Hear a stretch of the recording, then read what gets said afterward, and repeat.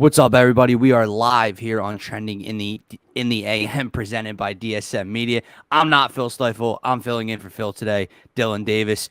Today, me and my man Jason will be going over the Phillies sweep of the Nationals. Are they true contenders or not? Also, Eagles open practice on Jalen Hurts' birthday. We'll go over the videos. We'll go over the reports. We'll be back in 30 seconds. Look, if you had one shot or one opportunity to seize everything you ever wanted in one moment, would you capture it or just let it slip? Yo. His palms are sweaty, knees weak, arms are heavy. There's vomit on his sweater already. Mom's spaghetti, he's nervous, but on the surface he looks calm and ready to drop bombs. But he keeps on forgetting what he wrote down. The whole crowd goes so loud, he opens his mouth, but the words won't come out. He's choking how? Everybody's choking now. The clock's run out, time's up, over, loud. Snap back to reality. Oh, there goes gravity. Oh, there goes gravity. Choke. He's so mad, but he won't give up. Daddies, he know he won't have it. He knows his whole back to these ropes. It don't matter, he's dope. He knows that, but he's broke. He's so stacked that he knows when he goes back to this mobile home, that's when it's back to the lab again, yo. This old rhapsody better go back to this moment and hope it don't pass him. Listen, we can talk about the flag, but let's talk about... Wait.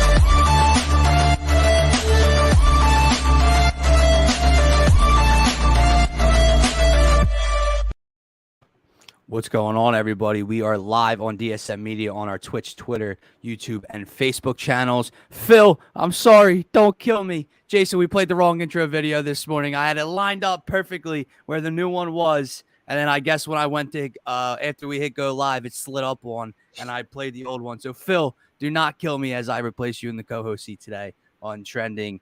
But my man, Jason, what's going on this morning? Nothing much, man. Just another, long weekend of work and, glad to start another week. Yes, sir. So very successful weekend for the Phillies. And that's what I want to start off today's show with and kind of just discussing, it's only the Nationals. I get that. And that's kind of where I'm going to lead this conversation because I love that statement from certain people on social media or certain people I've been talking to.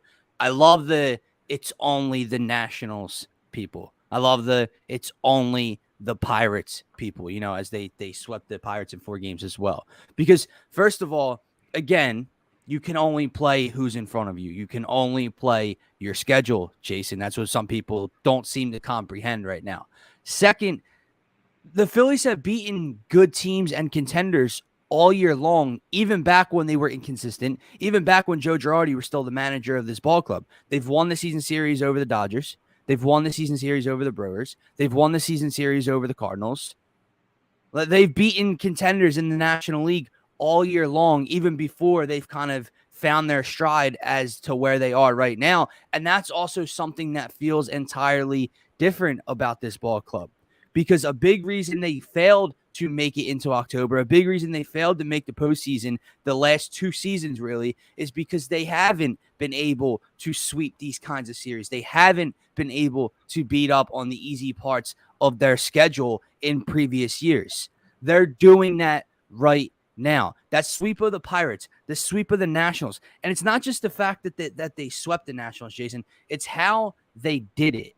Right? You come out and this offense absolutely tore up a bad pitching staff in Washington. They scored 5 runs in the first game of the series. Obviously, very strange game.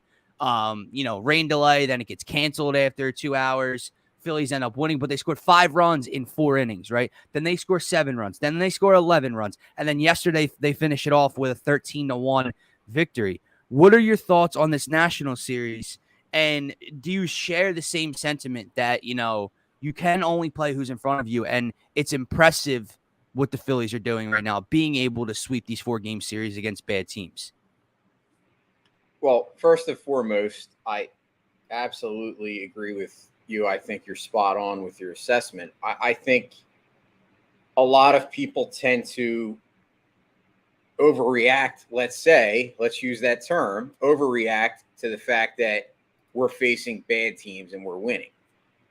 Because the bottom line is, the last time I looked, as you said, you can only play who's in front of you, who's on the schedule. I get it that the Washington Nationals right now are the basement dwellers. They're the bottom feeders. They just traded off their franchise, let's say. Right. I mean, they've done that the last few years. They got rid of Harper. They've gotten rid of Soto. They've gotten rid of all these guys. Max Scherzer. Listen, their pitching staff is probably below average, but I don't care if they're below average. They're still major league pitchers. So it's not like we're sitting here and the Phillies are playing a AAA team, because I know people will joke around and say that. But the bottom line is, if we were just squeaking by the Nationals 2-1, 3-1 or something, then maybe you could say, oh, yeah, well, they played the Nationals. Right. We're smoking the Nationals. We put up like 11 runs, 13 runs. So we're doing what we should do. Now, maybe that's going to help this team turn their offensive inconsistencies around, which I think it is, because you see some of these guys that were struggling all of a sudden turning it around. I mean, Nick Castellanos is hitting. JT Realmuto is hitting. Rhys Hoskins continues to hit. The only guy that I've seen kind of go backwards a little bit, I'll say slightly, is Kyle Schwarber. Right. But that's expected after the tear that he was on. Exactly. You're going to have a regression after you're Mr. June, and you carry that up with, second best player in July. Right. So, I think that you're 100% right. I think people are overreacting to the fact that we're playing bad teams and not just being happy that the Phillies are winning. I mean, when is the last time that we came to NFL training camp and you were confident in the Phillies that the Phillies actually have a legit shot? Because let's face it, a couple of years back when we kind of were there, but it was, in the September. They were always chasing. Feel confident. Yeah, and I didn't feel confident with Gabe Kapler. I just didn't. I didn't have any confidence that team was gonna, finish it to fruition. So, yeah, I'm 100% buying in. I think they, you're 60-48 now. You're almost what? I think they're on pace for 90 or not, like between 90 and 95 wins at this point. Yeah, and with this schedule, I think I think with the schedule, it's very possible that they win closer to 93, 94 type of wins. And you're right. Like right now, they're not just a playoff team at the moment, Jason. They're not the third wild card spot. They're in the second wild card spot. They have a half a game lead on the Padres, and the Padres have played 3 more games than the Phillies. So the Phillies, it's not like they're just squeaking in at this point. They, like you said, they were always chasing. They were always this much behind. And it's like, okay, if they can get hot. Okay, if they can get hot. Well, guess what, guys? They're hot. Like that moment we've been looking for, that moment we've been craving in September. And we're not to September yet. It's only, what's today, Jason? August 8th? Like we got some time. We have almost 2 months left of baseball. But so I'm not guaranteeing anything, but it does feel different. And with that being said, in honor of the host here, Phil Stifle, I know he loves his overreaction Mondays, Jason. So throughout the show, I'm going to be breaking up. I have 3 overreaction Monday statements. Okay. And I'm going to start off with the first one here, and we'll get into the others a little bit later throughout the show. So as I said, right now, the Phillies are in the second wildcard spot. They have a half game on the Padres with games in hand, and they are only 3 games behind division rival Atlanta Braves for the first wildcard spot. So here's my first overreaction Monday statement of the day. Not only will the Philadelphia Phillies make the playoffs this year, but they will catch the Atlanta Braves for the first wildcard spot. Jason, is that fair or foul? Is that an overreaction type of statement after this win, or is this something you can see happening? Dude, I'm not going to lie. Talk to me. Before you even see, we didn't plan this, guys. We did not plan this. No. I actually said this yesterday to my friend Aaron, who's obviously Aaron from Sports and Metal. He's a Mets fan. I said I really believe that the Phillies will catch. Obviously, I don't think they're going to catch the Mets, but I definitely think, and I said it yesterday, I see that the Braves are starting to show signs of cracks in the armor, and I think the Phillies right now, I think the momentum is going to carry them. And obviously, we do have a couple games remaining against the Braves, and those are the games that you have to win. You have to win those head-to-heads. Same thing with the Mets. I think we will see a turnaround. I know right now I think we're 3-9 against the Mets. I think the Phillies come back and shine some light. I'm not saying they're going to win every game and sweep the Mets, but I think they will start being able to compete. I think that the early struggles were obviously they played the Mets a lot when they had under Girardi.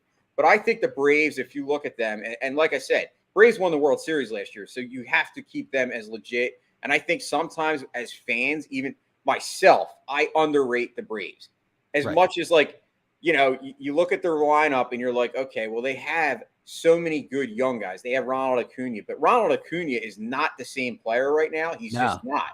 He's not back from that. Now, that injury does take a lot, and it takes a toll on the body. I get that, but he's not hitting the way that we've seen Ronald Acuna in the past. I look at other guys down their lineup. They're not kind of hitting at their, let's say, at their baseball card. They're not on the same track. I mean, it's kind of like they have a couple of guys that are like Nick Castellanos, just struggling. Like their pitching is pretty much what's underrated about them, because we never really talk about the Braves pitching. But when you look, every year they have young guys that do well. But Spencer Strider is starting to see. Yeah, exactly. Strider. I think the other guy, I always forget his name, Kyle Wright.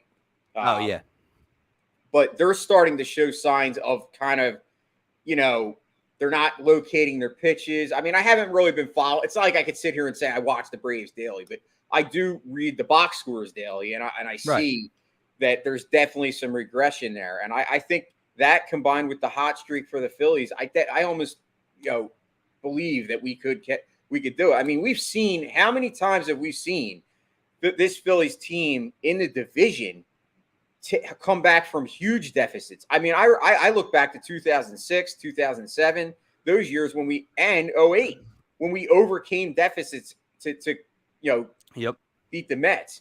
Well, I see the same thing with the Braves, and I think that's not – I mean, it is an overreaction, but I think it's a definite possibility. Right. It's plausible, right? So they play the Braves 2 more times, mid to late September. They have a 3-game series in Atlanta.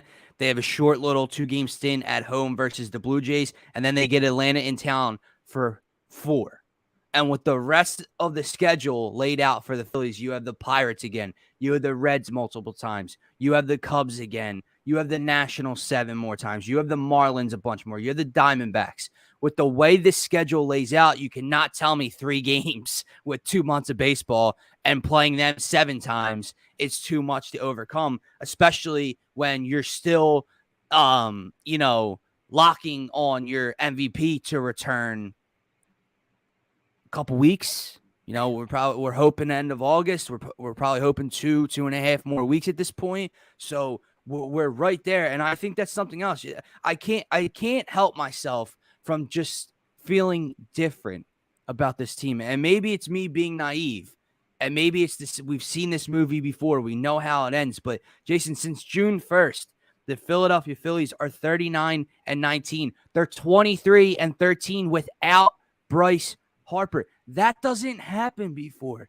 When your MVP goes down, and not just your MVP, you're missing your second baseman for a couple months. You're missing 2 of your 5 starters for a little bit of a stretch there, right? You're still missing Zach Eflin. He's not coming back.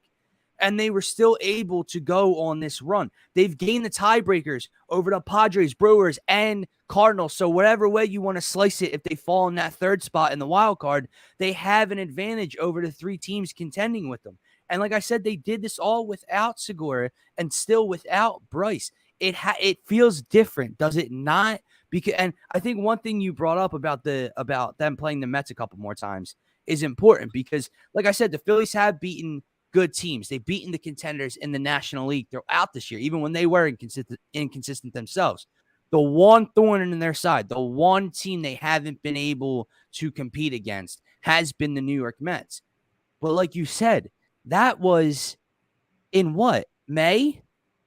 Early June? When Girardi was still here, right? So now, under Thompson and with the way they're rolling, the way Boehm stepped up, the way Castellanos, hopefully, knock on wood, he's heating up, Schwarber, Gene's back, etc. You play them a couple more times this year. Do not be surprised if the Phillies kind of even out that gap between them and the Mets. They're not catching the Mets. They're not gaining 9.5, 10 games, whatever it's going to be. that they need by October.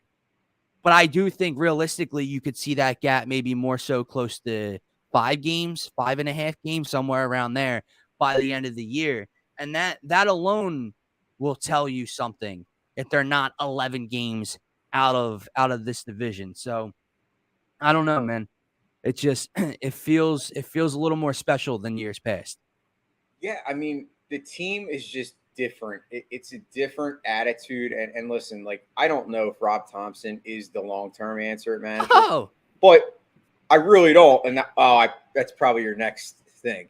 Well, then I'll let you do it. no, you're good. Okay. So Well, I was going to say, I don't know if Rob Thompson is the long term answer, but I do think that you have to give him the majority of the credit for this team's turnaround. You cannot tell me with a straight face that this team, if had Girardi been kept or had they had somebody else, that this team would be in the same exact position that they are now.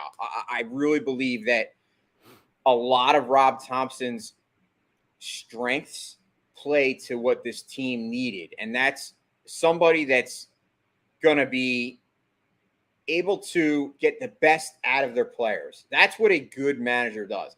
Now, I still think there are some little issues with accountability where Rob Thompson's maybe hesitant to do things like, obviously, I think they waited way too long with Castellanos to move him, down in the lineup. But listen, nobody's perfect. There's going to be mistakes that people make. I saw people like being hypercritical of Rob Thompson, and I'm thinking to myself, dude, this team is an exact opposite of what they were under Girardi. Like, this is a team that actually has the belief that they can go out and win. Energy, man. Exactly. It's just mind-boggling the difference that it is, and it just makes you wonder how much better could it have been had they made that decision 20 games sooner. Sure. Instead of waiting so long with Girardi. But I mean, I'm looking at the team's offense now. Obviously, I know, like, you and I have talked about, and I know a lot of the people that are analytics based or look at analytics in a higher light, that average is somewhat overrated. But I still think average is important to a certain extent. When you looked at this Phillies team a month ago, when all these guys' averages were like 230, 220, like, I get it that the OPS was good, but you still need guys to hit. If you look at their average now, they've moved themselves from like 19th in the league to now they are 10th. They're sitting 10th in average. They're 7th in OPS. So they're raking. I mean, they're in the top half now, as far as hitting teams. Toronto's obviously one. I don't think anybody will catch them. That you look at their offense, it's a friggin' juggernaut. The Mets surprisingly we look at the Mets pitching, but the Mets are actually 4th in hitting. But that it is what it is. Right. Like you said, there's going to be times where there's pits, valleys, hills, but the Phillies offense is starting to show consistency. Oh, there's that word. So I think, yeah, that's what puts together your whole argument about the average there, right? What does everybody having a 248, a 230, a 237 average from top to bottom in this lineup tell you? They're inconsistent, right? Kyle Schwarber went on one of the greatest runs I've seen in a Phillies uniform over a month span. He's still hitting like 202, 203 this season, right? So what does that tell you? They're streaky. They're hot. So they're up and down. It's a roller coaster, right? So that's why they can't get that average up. Now, what are you starting to see? As you mentioned, you alluded to the numbers. 10th in average, 7th in OPS. Look at Bohm. Bohm's hitting damn near 300. Castellanos is on the rise. Hoskins is on the rise, right? Everybody's starting to be consistent, not just streaky. And that is another important thing when you get into September, when you get into October. You're damn right it helps if you're hot come that time, because playoff baseball in itself is a momentum sport. So it helps for sure. You also have to be inconsistent. You also have to be consistent, not inconsistent. Excuse my word there, but it's okay. I love that you brought that up because it does show that consistency that this team's starting to get. And you started to bring it up, and Frederick brings it up here. All things considered, Rob deserves a shot to be that guy. Drop the interim title at the end of the year and give him that nod of confidence. Well, that is overreaction statement number 2 today, Jason. Rob Thompson will be a long-term solution, not just the interim manager. True or false? I know you said you don't know. None of us truly know. But when you see the way he's kind of inspired this team, the turnaround, it's not just a coincidence, especially when you're talking about losing Harper and Segura and pitching, right? Like they're not fully healthy and Harper's carrying them on this run. He's doing this shorthanded. So true or false, do you think that's more of a possibility than not at this point? I think it is more of a possibility. I actually believe that he should get a shot, and especially if they make the playoffs. I mean, I think we are going to make the playoffs. I'm not being like, I'm not trying to jinx it. Right. But I have the feeling that we are going to break the playoff drought. If we make the playoffs, yes, I think he deserves a shot. I wouldn't give him like a 5-year deal, but I would give him a 1-year prove-it deal and say, yeah, you're the manager. I think he deserves it. I mean, honestly, what he did with this team that was pretty much lost. I mean, we all thought the team was done when Girardi was still here. I mean, agreed. 8 games, 9 games under 500. I mean, it was bad. It was like probably one of the darkest times I've had as a Phillies fan because don't forget, we had that impressive offseason where we were all excited. Yep. Like, you know, we got Schwarber, but then when we got Castellanos, that was like, you know, the nail. Right, that the was cherry like, on top. Yeah. Wow. We got Castellanos, who was arguably the best free agent hitter, you know, in the class. Mm-hmm. So when we did all that and we went over the tax, that to me signified, okay, this team's all in. They have to win. And when we were playing like shit, dude, it was disturbing. And now I can't believe, like today, as I sit here today with Dylan Davis on DSM, on the filling in, Dalen filling in for Phil, and you know, us slurring on our words here. I can't believe that the Phillies are having opportunity to make the playoffs, and we're in this position right now. I really can't. Like it. It's funny, man. It's amazing. I don't even know if it's that we can't believe they're here. I think it's that we can't believe that we have confidence. It's something because even last year when you finally got confident in August, you just knew, right? They're reeling you in and then they're going to cast you back out and then they're going to reel you back in for a week stretch and then they're going to cast you back out. It doesn't feel like that cliff's coming, Jason. It doesn't feel like they're going to screw up an easy series. I know they got swept by the Cubs. I really think that was a blip on the radar. I do not think that was something, you know, you're going to see in 2 weeks, let's say when they play the Reds, that they're going to lose the series to the Reds. Their mindset going into these series versus lesser competition is the difference for me. They're not just beating the Nationals. They're beating the hell out of the Nationals. They're playing with, like my man Phil says, juice. They had that energy. They had that energy coming off the trade deadline. And that's my next question for you, right? Oh, not to mention the long ball this series. We haven't even mentioned that. I think it was the most home runs they hit in a series in I forget how many years, right? So that was always a welcome sign. Rhys Hoskins has homered in 4 straight. Derek Hall hits 2 yesterday. JT, Nick Castellanos hits one 575 feet to left field, right? Alec Boehm hits a 3-run shot to win the game in the first game of the series, but the trade deadline, Brandon Marsh specifically, we know we saw Thor's first start, very shaky. You know, maybe he was just nervous. Maybe he was anxious dealing with all these emotions. The game gets cut short. They end up still winning the game. We've already seen David Robertson come in. He's paid dividends already. What have you seen out of Brandon Marsh in center field? Are you optimistic about him so far? Are you blah so far? He's getting on base. I haven't really seen a game where he's struggled at the plate. I've seen his speed flash on the base paths already. I've seen his speed flash in center field with that glove already. So what are your thoughts on the new center fielder? You know, a lot of people, when we first made the trade, obviously, you know, they were upset that we gave up. Is that the one when we gave up a Hoppy? Yeah. Yep. Okay. So yeah, they were upset that we gave up Ohapi, and I get that because a lot of people fall in love with prospects. But let's face it, Ohapi is not playing for the Phillies anytime soon. No, And no. the only way that I think that the team would have kept him, and maybe if they had a chance down the line to get another, big name player, but they have plenty of if they want to make that kind of deal, they have guys still that we don't want to give up to do Sure. that. So to me, it was kind of the guy that was ready to move.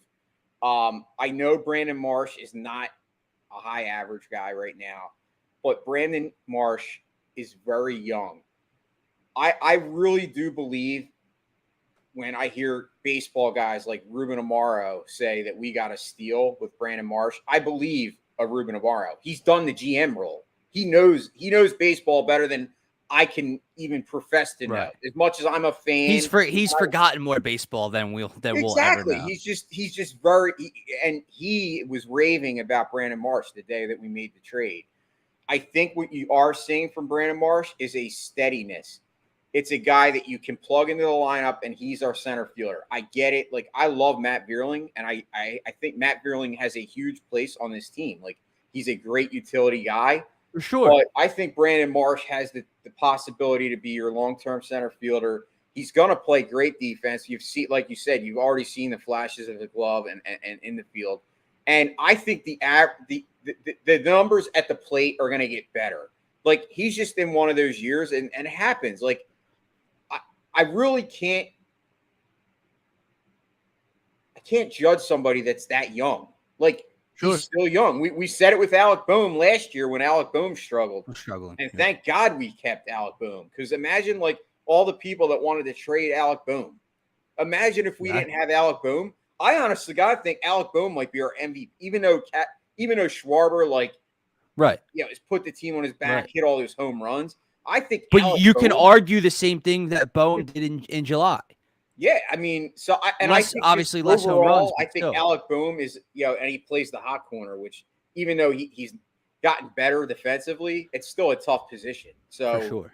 I honestly believe, like I said, that Marsh will. I think Marsh is going to be your future. I do. I don't agree. think it was just a short term thing. I think they did this trade in for knowing a reason. For a reason. You brought it up. Ohapi was blocked in this organization. Now, don't get me wrong. The trade, if you just take it for what it is, Marsh for Ohapi, odd, right? It's weird. Dombrowski said he wasn't moving Ohapi. He was untouchable. Then he moves him for this guy who's hitting 226. But at the end of the day, it is all about control for Dombrowski. And you filled a position in need for hopefully the next 5.5 to 6 years. He's under control through 2028, I believe. And like you said, he's still only 23, 24 years old. He's got time to grow. But in the first 4 games here for the Phillies, in the first game in 4 innings, he singled in his first at bat, came around home and scored a run. And then yesterday, he was 2 for 4 and scored a run. So I get it. He had an 0 for 1. I don't know if he got pulled early the other night or whatever happened. And then I think he was 0 for 3 the game before that. But he can get on base. We're not sitting here talking about the Roman Quinn experiment. He's got all the speed in the world, but he can't get on base. We're not talking about Mickey Moniak, who I know he homered in his first game with the Angels, right? Didn't see that swing here in Philadelphia. I know he didn't get a lot of opportunity. However, with the opportunity he had, Mickey Moniak was hitting sub 200. Now, 226 is not good, but 226 is far from 190, 185, in which Mickey Moniak was hitting, if not he had stretches lower than that. Jason, before we move on to Eagles training camp, they had their open practice last night. Talk about some videos we saw, talk about the connections we're seeing, just talk about the 30,000 plus fans that showed up to the link and had AJ Brown excited afterwards. I have one more question for you regarding the Phillies. We've seen June Schwarber. We've seen July Boehm. As of right now, we're seeing August everybody, right? But Castellanos is starting to heat up, but you also see Reese heating up, right? How do I want to phrase this? They're all important, but who is the catalyst? Who is the most important bat in this lineup that the Phillies need to step up for the next, just till Bryce gets back, let's say? Is it Hoskins? Because you see when Reese gets going, there's a tear coming, right? Castellanos also. Bohm, Schwarber. Who's the most important piece in this lineup for them over the next couple of weeks? I'm gonna go with Castellanos. I think he's definitely started to show. He's not totally out of the slump, but you've seen more good than bad. Yeah. And when I see that, and when I see that he's taking the ball the other way, he's driving the ball, that's when I know he's out of the slump. Like he was. So I look at sometimes the at bats where he doesn't get hits, and I look at them as bigger wins than the actual hits, because I was watching a guy that was lost at the plate, that every single low and away pitch he would swing at. I am now seeing that low and away pitch not get him. He's taking it, and he's being patient. That to me is everything. Plate discipline. We talked about that with this whole lineup where, I would get frustrated, game in and game out at the way that they would just come up there with no plan at the plate. Well, you're seeing every guy go up there with a plan. Alec Bohm has a plan. Reese Hoskins has a plan. So if you want my 1 and 1A, I'm going to go Castellanos and Hoskins in August. And then obviously Harper in September when he comes back. So I think it'll be it's not the trifecta. What's the 5 when you have? No, it's not the trifecta. The trifecta is 3, but whatever. We're gonna call it the five-fecta. Okay, it's the five-fecta. But it is, and I believe Gene had 3 hits yesterday in his first series back with the fight. And so I'm fired up. They're on fire. They get an off day today, but then a big series. It's in New York, correct? It's not at home. I believe it's in New York versus the Mets. So maybe we'll learn a decent amount about this team. I don't know if I'll be on with you tomorrow to be discussing it or throughout this week. I don't know. So this is my last question, actually. How important is this series versus the Mets? Not asking for a sweep, no duh. But how important is it to take 2 of 3 and not just 1 of 3 in New York? I mean, I think it's everything. Now, obviously, DeGrom pitched yesterday, so you're not going to face DeGrom. I think you probably will face Scherzer. They have. Oh, I'm sorry. It's not the Mets. Excuse me. It is the Marlins. Then it's the Mets this weekend. Okay, so then you will have to face DeGrom and Scherzer. Yeah, most likely. It's going to be tough. But I think it's very important. Yeah, I do think it's important because if you could show that you can get to them, that's all the more confidence. Because to me, when I'm looking at the Mets, I'm not looking at the Mets to catch them in the regular season. I'm looking at the Mets as if we make the playoffs, the Mets are going to be the team we have to get through to get to the World Series. Sure. And yes, if you can show confidence, even if it's not a win, even if we don't beat those guys, if we're able to score a couple runs and keep that game close, that is all the more important. And we talked about it, how I think that is going to turn around. I think you face the Mets early under Girardi. This team's a different Phillies team. 100%. You can make an argument that the Mets, if you look at them, I mean, they're 70 and 39. And listen, I hate the Mets, but Aaron's my best friend. He's a diehard. Yeah. You can't look at the Mets and say, "Oh, it's a fluke." Like they're having for sure all seasons for them, probably their best season in 25 years. So they are the team to catch. But I think I think we can.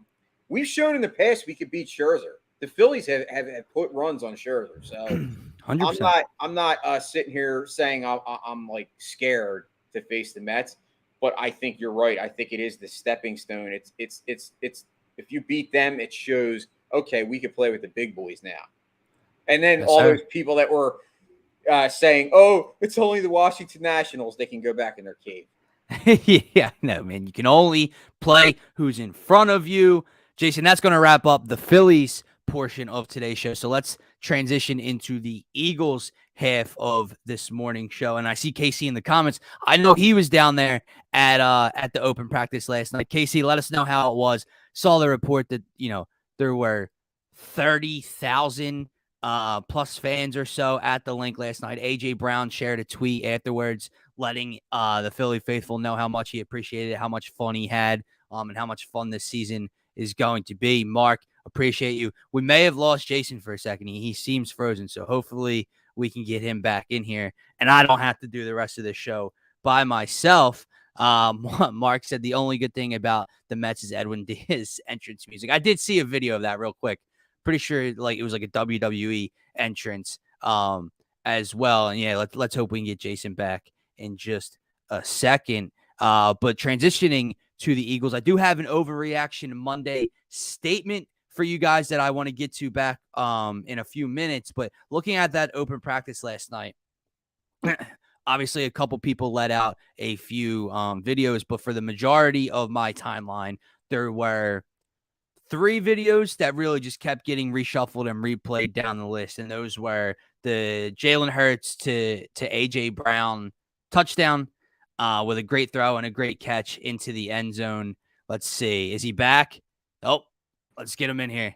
Good. We're all good. Internet connection or something. There we go. He's back. But yeah, man, I was just going over the Eagles videos that kept leaking out, and there was 3 specific ones: the Hurts to Brown touchdown, the Hurts, I think it was BG that got his ankles crossed up, very reminiscent of the touchdown versus the Saints last season, and then Jordan Davis, a Goliath of a human being. Just, I almost said, welcoming Cam Jurgens to the NFL, but Jordan Davis is a rookie himself, so I can't even use that term. I don't know what to call him. He looks like an absolute problem and a defensive tank for this team. George checking in. I knew he'd be in here for the Eagles talk. It's great to see Brown fired up, but him wearing his heart on the sleeve concerns me. It's great when everything is rosy. What happens if something goes wrong and he takes to Twitter? That's his overreaction Monday statement. I don't hate it, man, because I get where you're coming from, and I have a buddy who lives in Nashville. He's a Titans fan, and the moment we traded for A.J. Brown on draft night, Jason, he messaged me immediately, and he was sad. Obviously he loved A.J. Brown, but he did bring up, I think at the end of his tenure in Tennessee, the contract issues. He was on social media a bunch. We've already seen him not get defensive, but we'll call it having his quarterbacks back. But it came off as a little defensive for his best friend. So what happens if Jalen Hurts is struggling? What happens if the fans start to boo Hurts, his best friend, his boy, his quarterback? What happens if the Eagles start the year 1-2, 2-3 against an easy schedule, right? Does he take to social media? Does he give us problems like we've discussed in the past with Miles Sanders getting snarky with reporters, like Jalen Reagor taking to Twitter and social media? I hope that's not an issue. I don't think it will be. He's here in the long term, and he's here. He just seems to embrace the city. That's the one thing. If that tweet sticks out to me last night, George, I guess it's not so much that he took to social media to address a positive. It's that he kind of loves the city as a whole. So I don't know if he would just, change his mood, change his tone the second something goes wrong. I'm hoping he's a Bryce Harper-esque guy, Jason, where if things are going south, if the fans are getting unhappy, he knows that's only because we have high expectations for the athletes in this city, and he'll embrace that spirit, not, talk down on it, not take it away. KC checking in. Big takeaways. TJ and Kaiser look nice at linebacker. Something I've been hearing a lot about, reports coming out of camp, that Kaiser White has had a great training camp so far, and that TJ Edwards is really sticking out in that Mike linebacker type of position. So it'll be very interesting to see the way Gannon starts this group, to see the way he shuffles and rotates this group. Jason, what are your thoughts? Obviously, we weren't there, but just on the videos, the reports you saw last night out of the open practice, maybe you can touch on the connection that Jalen Hurts and A.J. Brown are already showing. What do you got for me? Yeah, I mean, going back to George's overreaction. Listen, I think I could see that with anybody if things start going sour. I mean, you see it a lot with a lot of wide receivers, especially. Like, right. I don't consider prima donna type. Well, yeah, and I don't think that A.J. Brown's necessarily a diva receiver. He doesn't have that persona. Like, I haven't heard that. Like, yes, I've seen some of the things with the Twitter. Listen, the bottom line is, I think this team, obviously, we both agree, Dylan. This team is going to go as far as Jalen Hurts takes them. If Jalen Hurts takes the next step and he goes from, George had used the comparison before that, when a quarterback progresses, they have to go from A to G, and like Jalen's maybe now at a D. D, yeah. Great perspective. If Jalen can now go from the D to an F, but he doesn't get to the G, and we keep seeing signs of improvement, that's all I can ask for. And I think it's going to be hard-pressed not to when you add a guy like A.J. Brown. I don't think this talent – like, we've complained for years at how inept the Eagles' wide receiver room was, like, on a yearly basis. I mean, you had Deshaun Jackson. I love Deshaun Jackson. I do. Right. Jackson and Macklin were fun, but there was no true – number one.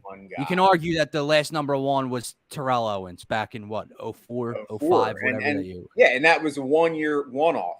So realistically, this team has just never had a real wide receiver one. I mean, if you really want to go back, it's probably Harold Carmichael, those guys. Right.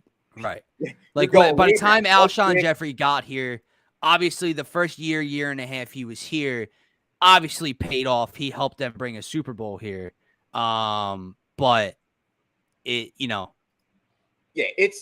wasn't a true number one. Point. So we're blessed now. I mean, this guy is a physical specimen. I saw Scotty's tweet yesterday, and it kind of got me excited. I was at work, so obviously I didn't get to see. I've seen the video of the touchdown Hurts to Brown. I think A.J. Brown is just going to make everybody else better. Even if he himself doesn't have, and I don't look at always at the numbers when it comes to the Eagles. I want to win. At the end of the day, I don't care if a guy has 1,000 yards, but if we win 12 games, that's all I really care about. I mean, in the scheme of things, yes, we like numbers, especially if you're a fantasy. I know you play fantasy. I'm huge on fantasy. I love numbers for that, but I'm looking at it as the eye test. How are these guys doing? And I think the eye test tells me A.J. Brown is going to be something special. I mean, I know he took a dip last year. Numbers-wise, he didn't hit 1,000 yards, but I think that was more attributed to him being injured last year. He had the hamstring. And I also think that team had high expectations. They went out and got Julio Jones, who also was hurt pretty much the whole season last year. And Derrick Henry got hurt. So when you didn't have Derrick Henry, they knew that they could focus on the pass because they weren't focused on the run game, minus Derrick Henry. Listen, to George's point, that's awesome. Kevin Curtis wasn't a number one. Todd Pinkston, James Thrash, we could Fred X, Greg Lewis, we can keep throwing the names out there. No. Riley Cooper. Right. Hank Basket. But I think it's a great point that you bring up right there with Tennessee, because A.J. Brown is the focal point of this conversation for me. A.J. Brown is a part of my Overreaction Monday statement for you in just a few moments. But I guess my thought process here is, you mentioned it. We all believe he's either top 10 or borderline top 10 as a wide receiver. He's young. You see the size, the speed, the hands, everything, right? Jason, his whole career has been on a team that is run-first oriented with a quarterback. We sit here worried about Jalen Hurts' arm. Ryan Tannehill got to the playoffs a few years ago throwing 12 to 14 passes a game. That's how little they wanted to throw the ball in Tennessee, and he was still able to shine in that offense. He was still able to rack up 1,000-yard seasons and find the end zone and break off big plays, right? So I'm interested to see this dude, this top 10, this borderline top 10 wide receiver, this young talent who hasn't even, I don't think, reached his peak yet, Jason. I don't think we realize what we might be seeing this season. He's going to be featured probably as the first read 95% of the time in a pass-happy offense. Now, I know if the Eagles are smart, they'll keep it more balanced. I know if the Eagles are smart, they'll know that they were the number one rushing offense behind the number one offensive line in football, and they'll use that to their strengths. But you know that Howie, you know that Jeffrey, you know that Nick wants to be able to throw the ball and move the ball downfield. Right or wrong, that's how it's going to look until it starts to look the way it did last year, and they know they have to run the football. I don't think that'll be the case this year, but I'm very excited and interested to see A.J. Brown featured in a pass-first offense as the number one read because, dude, I think it's going to be so exciting. And I see KC talking about, you're seeing all the targets, A.J. Brown, all the attention he's getting in camp. And I'm pretty sure, Casey, did Devontae practice last night? I know he was out this past week or a couple days with a groin injury. I don't know if he practiced at the open practice last night.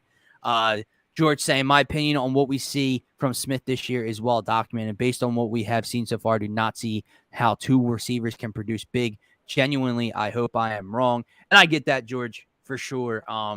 I see, people are hopeful that both can have 1,000-yard type of seasons, kind of like you've seen in Dallas. Like you've had Cooper and you've had Lamb go for 1,000, and Gallup's had 800, 700, whatever the case may be. Frederick saying run, pass, whatever, just win football games 110%. Agree with you, my man.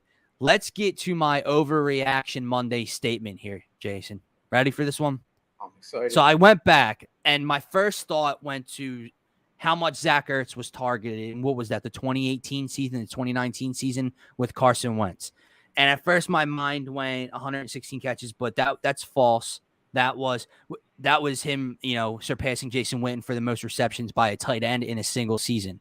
So I dug a little deeper. Zach Ertz holds the Eagles franchise record for most receptions in a game. The number is set at 15. Fair or foul? A.J. Brown will break Zach Ertz's franchise record of 15 receptions in a single game. I'm not saying this is something I believe in this statement, but I'm saying all the attention we're seeing him get in camp and practice, will it resonate to the field and in games, and will he have a chance to break that type of record this year? Oh man, that's a wow. Drew. Oh, unless he's talking about Dak. I'm sorry. I thought he was saying true to the overreaction. I think he's talking to KC. It's a tough one, but I mean, I could definitely see it. I mean, we've saw huge games from wide receivers over the past 10 years. I mean, it's just become more and more prevalent. Like you saw Jamar Chase last year have 2 games, I think, where he caught 12 passes for 200 yards. Right. It does happen. 15's a lot though. I mean, George really doesn't think it's an overreaction. Wow, I like it. I mean, maybe I like it. I don't know if that necessarily means it's a good thing. Maybe he's force feeding them, but I do think it's a possibility. I could care less if you force feed someone. You know why? I look at Devontae if it works. Adams. Devontae Adams to me is the perfect example. I don't care that Devontae Adams was the only wide receiver. He still caught the balls. Right. Devontae Adams is great. And yes, he was force-fed. There was other guys around him, but, I mean, when you have a guy that's better than everybody on the field, that's who I'm going for. So, for sure. Especially listen, at the end of the day, I don't think it's going to be like, oh, my God, they targeted AJ and they forgot about Devonta Smith. Right. And do you think Devonta Smith's going to really give a shit if they're winning and he's not getting as many catches as AJ? Devonta Smith might be one of the nicest people I've ever seen. I've seen interviews with the guy. The guy is just a good dude. Why do we always think that we have this a guy that's just some evil wide receiver that's gonna be pissed off if he doesn't get 3 catches? I mean, I know it happens, but not every wide receiver does that. No, and I think your point's great because the term of force feeding, right? I kind of meant it in the negative way, as in, he's locked into AJ. He's not reading the field, and he's just hitting him for 2 yards, 4 yards, 4 yards, right? However, to your point, if it's a Devontae Adams type of situation, right? If it's a true number one, they can't stop it. It's like running the ball, Jason. When a team can't stop a nosebleed in the run game, you run it until they stop it. So if he's force feeding AJ Brown and they have no answer and they can't stop it, you continue to feed AJ Brown. And you're right, no one should or will have a problem with that on this Eagles team. My last, not my last question, but another point I have is what's going on, Scotty. KC saying, I just don't want to stunt his growth. I don't think he'll get mad about it. Neither do I, and I agree. And George saying, all I keep hearing is that Hurts is always looking for AJ. I've been seeing and reading the same things. It's TBD whether that is a positive or a negative at this point, right? Is he constantly looking for him and force feeding him because he's not reading, he's not going through his reads, he's missing maybe Quez Watkins streaking down the seam again like we saw in Tampa? Or is he comfortable with him? He knows where he's going to be and he's picking up 10, 15, 20 yards, by looking for his first read in AJ Brown? That's the big question mark. Can we play devil's advocate? Sure. What if he's looking for AJ Brown because none of the other receivers are good? Like, what if we have an inflated opinion of the other guys? Like, sure, I get it that Devonta's been hurt, so I'm not even really looking at that because he hasn't practiced. Right, you're talking about if it's AJ with Quez and Jalen Reagor. Maybe Zach Pascal, Quez Watkins, and Jalen Reagor just can't get open. Can you fault Jalen Hurts for that? Once again, I think we always want to have. You could spin a narrative any way you want, but to me, if he's looking for AJ. Maybe that's because AJ's the guy that's getting open right away and they're trying to get the ball out quicker. Like everyone says they want Jalen to be more concise, more on the point, more, quick with his reads. Yep. Well, how about maybe if you're quick with your reads because the guy gets open and that's who you go to? And I don't know. I mean, maybe I'm wrong, but KC playing devil's advocate from the other point of view, he might just be comfortable with the other guys already from last season, and he's trying to get that chemistry locked in. I think with there's his so boy many scenarios. And George also makes another good point on this morning show. When you're looking for growth from Hurts, and part of that growth is seeing him be able to read the field, seeing him go through his progressions and reads.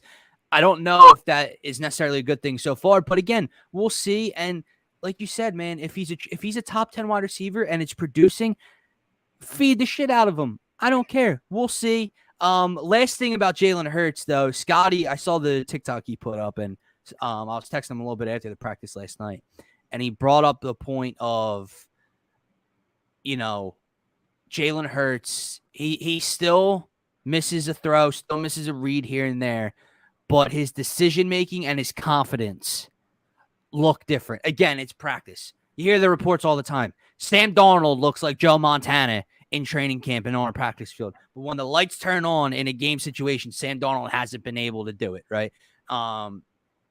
We don't know if that's going to play out. That confidence is going to show week 1, week 2, week 3 of the regular season. But if it's showing right now, that is a positive for me, Jason.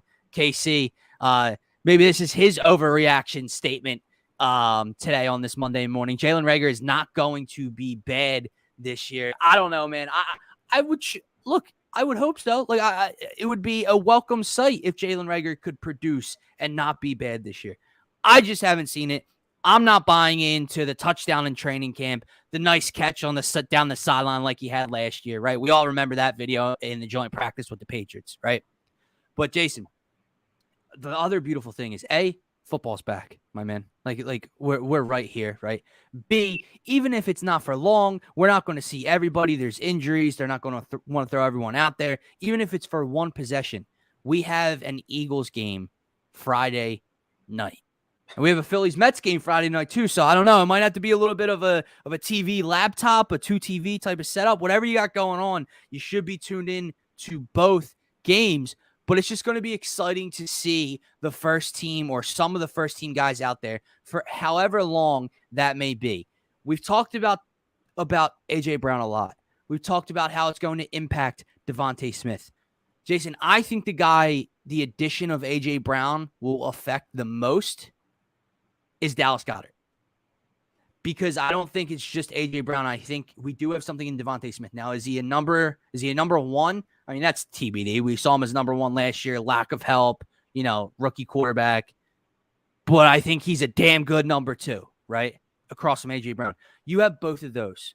Let's say Quez is in the slot with that speed. You know you have the running quarterback as a factor. Dallas Goedert is the biggest beneficiary out of all of it. Let's see. An overreacting statement. No, the Dallas Goedert thing isn't one of the statements. Just the A.J. Brown one was for the Eagles. And then if you caught the Phillies portion, George, I said that the Phillies, what did I say, Jay? The Phillies will not only make the playoffs, but they'll catch the Braves for the first wild card spot. I think that's a little bit of a, it's an overreaction a bit. I also said, Rob Thompson will be a long-term solution. So we'll see. But yes, what's your thoughts on Dallas Goedert this year? You're a fantasy guy. Fantasy numbers can relate to production, correct? Right. So what are your thoughts here on Dallas Goedert this season between A.J. Brown, between Devontae Smith? I mean, honestly, I tweeted about it about 3 weeks ago. I think Dallas Goedert will be the biggest beneficiary. I think Dallas Goedert this year goes up to the next tier. I think Dallas Goedert right now is in like that second tier level. I'm not saying he's going to catch, Travis Kelce or Mark Andrews, but I think he's going to have his best season. He's going to have a career year. I think Dallas Goedert will actually lead the team in touchdowns. I think that middle is going to be open. I think that middle is going to be so open because of A.J. Brown and Smith on the outside. And the fact that A.J. and Smith can both run every route tree, that makes it even more possible for Goddard to have that kind of career year that I see coming. I think the only thing that for Dallas Goedert, to me, that's been holding him back has been his health. He's missed a couple games here and there, and he's been banged up. I think if you look at Dallas Goedert as an overall tight end, I think he's better than Zach Ertz. I think Zach Ertz, I'm not – maybe that's an overreaction. That's my overreaction. Zach Ertz had a great career here, and I'm not taking anything away. I'm saying Dallas Goedert – from a talent, pound for pound point of view, ability to be better than Zach Ertz. Will he be numbers-wise? Who knows? I mean, Zach Ertz had a friggin' close to a Hall of Fame career at this point. But I'm saying that Dallas Goedert is a better blocker than Ertz. And I think as a receiver, he has more of a skill set than Ertz. Ertz was more of like possession type tight end receiver. Goddard can kind of do both. He can be the possession guy, but he can also do that kind of the deep post. I think Dallas Goedert is going to be a weapon for this team. I agree.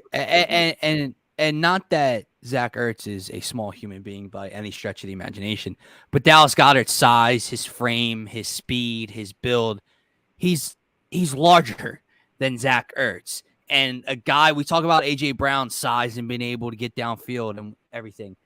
Dallas Goedert is a big tight end who can move and can hit you on a little bit of a seam route down the middle. He can take one to the house from the 25, from the 30. George saying he's a better overall tight end than Ertz. He is better suited for 11 personnel. Jason, this was a very fun morning show with you. This was a bunch of good conversations. I know George was a little underwhelmed with my overreaction Monday statements, but we'll see. I mean, I think saying he's going to need 16 plus catches in a game. I think that's a little bit of a stretch. Not that it's not possible, but it's a stretch. Listen, man, no busting on the host here. I think Dylan does a great job of hosting. I love it. Obviously, I it's love big George. shoes to fill, but I know you were upset about the intro, but actually for me, it was good to see the old intro because I can reminisce. You know what I'm saying? But no, it was a fun show. One last overreaction Monday statement. J-Jaw is going to surprise us by Frederick, the new founded tight end here for the Philadelphia Eagles. Phil loves J-Jaw. It is. He won't, some people don't give up on Jalen Reagor yet. Phil ain't giving up on J-Jaw just yet. Guys, thank you so much to everybody who tuned in live. If you're going to watch the replay, head on over to our YouTube channel. Hit that subscribe button, like this video. Also, head on over to @DSM_media on Twitter. Hit that follow button. We're always streaming live here on our Twitch, Twitter, YouTube, and Facebook channels. Jason, you have a great rest of your day. Everybody, enjoy your Monday. Phillies have an off day, so relax. No heart palpitations, no worry, no nothing. Relax on this Monday. The Phillies will be back tomorrow against the Marlins. Have a great day, guys.